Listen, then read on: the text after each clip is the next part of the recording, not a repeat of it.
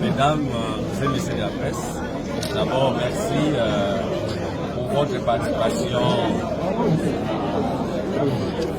à cet événement. Ce que je peux dire à ces instants, nous venons de prendre le perchoir, non pour un combat régulier, mais justement pour la continuité. Et avant d'être politique, nous sommes tous pour.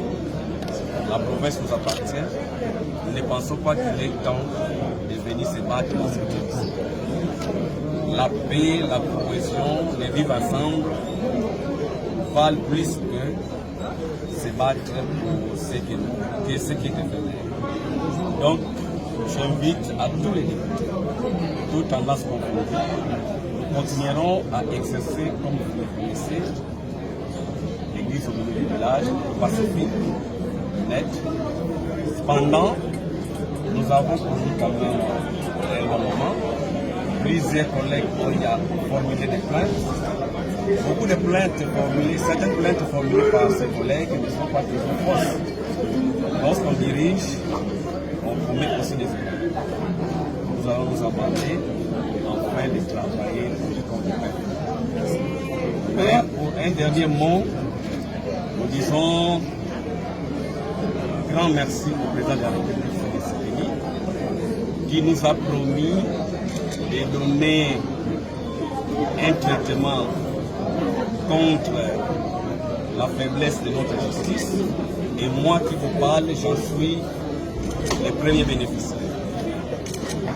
Nous avons saisi la Cour constitutionnelle avec rien.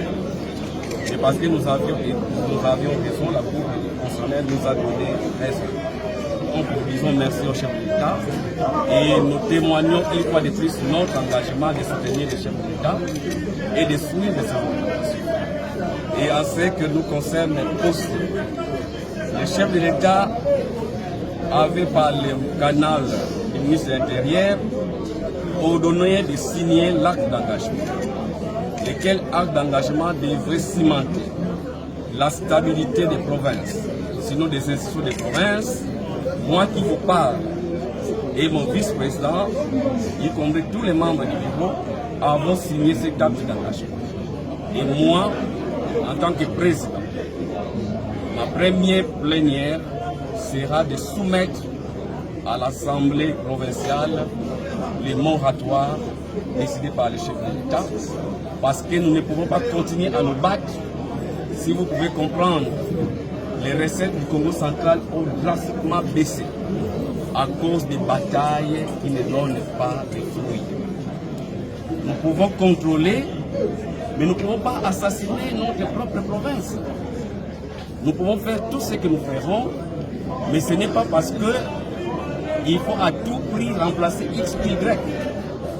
Le moment est révolu.